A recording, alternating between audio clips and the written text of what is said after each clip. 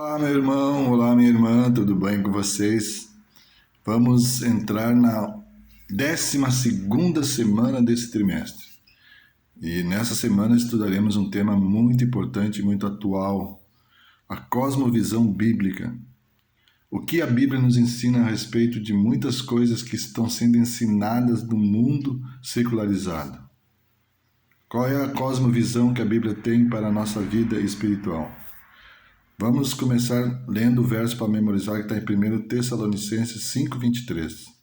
Diz assim: o mesmo Deus da paz o santifique em tudo, e que o espírito, a alma e o corpo de vocês sejam conservados íntegros e irrepreensíveis na vinda do nosso Senhor Jesus Cristo. Nós já podemos ver aqui que a visão bíblica é que nós somos holísticos, né? Ou seja, uno, nós somos uma coisa só, corpo, alma e espírito. Ou seja, nós não somos fracionados como o dualismo platônico grego, onde o corpo é uma coisa e dentro desse corpo tem uma alma. Nós vamos estudar sobre isso. O livro do Apocalipse fala também das grandes globalizações anteriores à segunda vinda de Cristo. Apocalipse 13 descreve a globalização do erro quando todo mundo se maravilhará e seguirá a besta do mar. Apocalipse 14 destaca a globalização da verdade quando o evangelho eterno será pregado a cada nação, tribo, língua e povo. Durante esses tempos difíceis, qualquer vento de doutrina se estará soprando. Ou seja, nós precisamos estar atentos a tudo que a palavra de Deus nos ensina. Porque nos últimos tempos, as forças malignas estarão tremendas nesse mundo.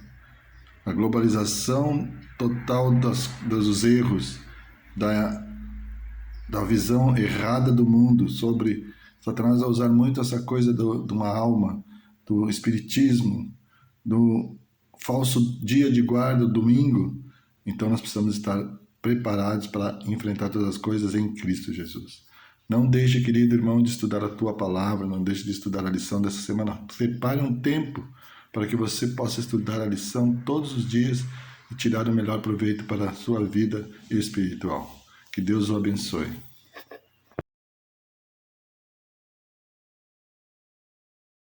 A lição de domingo, ela fala sobre o modelo de Jesus.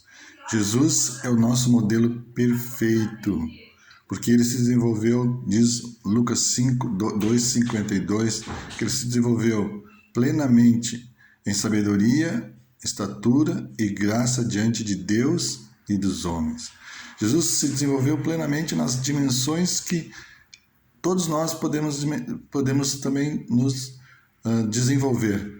A dimensão sabedoria foi a dimensão mental, a estatura, a dimensão física, a graça, a dimensão espiritual e, diante dos homens, a dimensão social. Jesus foi, na realidade, perfeito. Jesus foi perfeito plenamente. Jesus se desenvolveu completamente. Nenhum ser humano, depois de Cristo ou antes de Cristo, se desenvolveu tão perfeitamente, tão harmonicamente como Jesus. E Jesus nos deixa esse exemplo, que nós também precisamos nos desenvolver de forma plena, buscar sabedoria, buscar entendimento, buscar cuidar do nosso corpo, ter uma vida saudável diante de Deus, para que a nossa mente possa estar pronta a receber os ensinamentos de Cristo. E Jesus também, diz aqui em Mateus 4:23, ele cumpriu o seu ministério tríplice. Qual era o ministério tríplice de Jesus? Ele curava, ele ensinava e ele pregava. Ele curava o ministério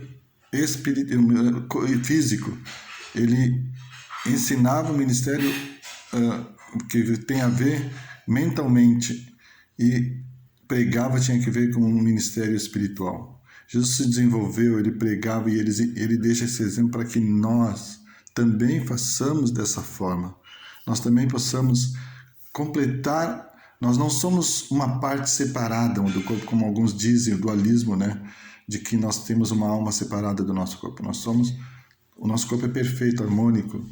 A minha parte física tem influência na minha parte mental, que a minha parte mental tem influência na minha parte física e espiritual, e assim por diante. Nós, durante essa semana, vamos estudar muito mais ainda sobre esse assunto, Mas nessa lição de hoje, de domingo, Cristo é o nosso modelo perfeito. Ele é o nosso exemplo de vida, nosso exemplo de vida física, vida espiritual, vida mental, e que nós possamos segui-lo, porque Ele é o nosso Senhor e nosso Salvador. Não deixe de estudar a sua lição durante essa semana, você vai aprender muito sobre esse assunto.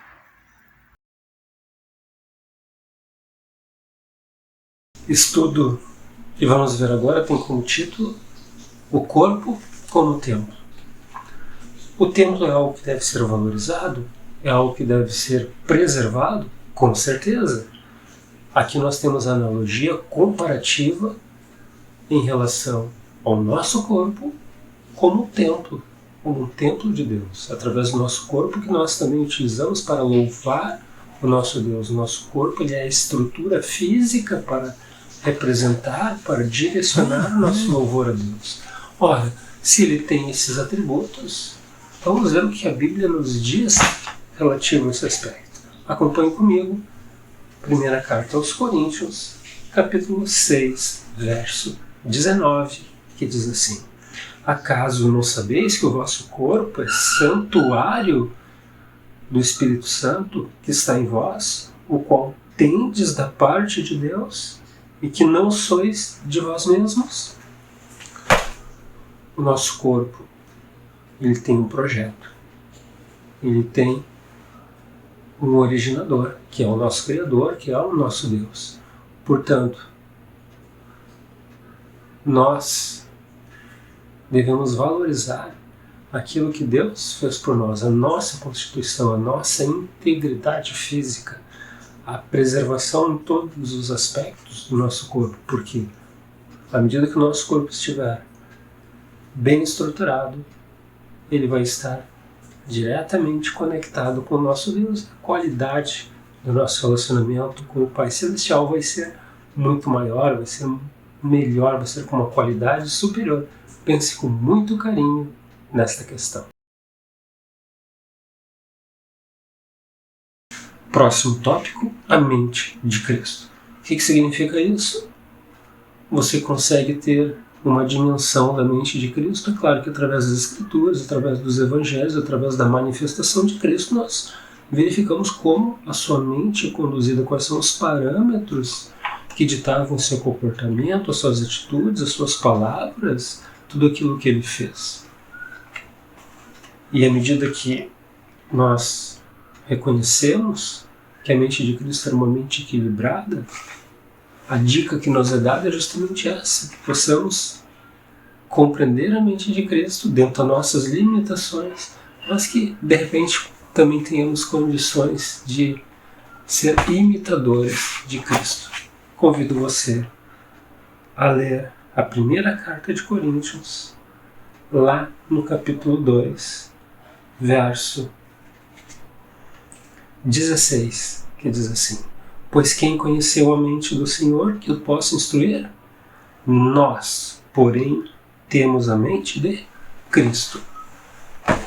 Adotar a postura de Cristo, adotar os pensamentos de Cristo. Sabemos que no mundo que nós estamos é desafiador, que ele tende a nos deslocar, nos distanciar desses conceitos. Mas que maravilha é quando conseguimos trilhar pelos caminhos indicados pelo Pai Celestial.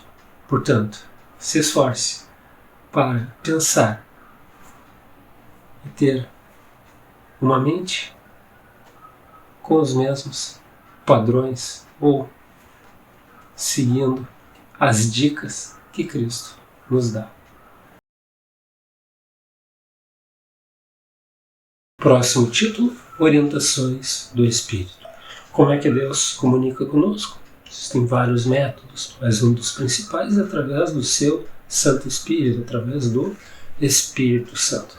Toda vez que nós tivemos aquela sensação, aquele impulso e sabemos que Deus muitas vezes nos mobiliza, nos dá algumas dicas de ação, não tenha dúvida de que aquilo vem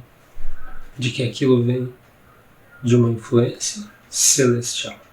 Tudo aquilo que é puro, tudo aquilo que é digno, tudo aquilo que é santo, tudo aquilo que é de boa fé Se as orientações que você receber for nesse sentido, não tenha dúvida de que são orientações do Espírito de Deus. Mas o que a Bíblia nos diz relativo a isso? Leia comigo Romanos capítulo 8, verso 14, que diz assim: pois todos que são guiados pelo Espírito de Deus são filhos de Deus. Então, a intenção do Espírito de Deus é nos guiar em caminhos fortificados, em caminhos retos, em caminhos de esperança, em caminhos que nos conduzam para a eternidade. Que maravilha, não é mesmo? Próximo tema, prontos para o seu aparecimento. Preparação para o retorno de Cristo. E é claro que esse é o maior evento da história. É o maior evento que pode acontecer para os seus filhos, para aqueles que aguardam a sua volta. Esse evento tão grandioso, esse evento que é narrado na Bíblia em diversas partes, em diversas etapas, dando todas as dicas, todas as evidências. A Bíblia não faz rodeios no que se refere à volta de Jesus, ela é objetiva, ela é clara, é algo certo. Acompanhe comigo aquilo que está lá em Salmos, capítulo 95.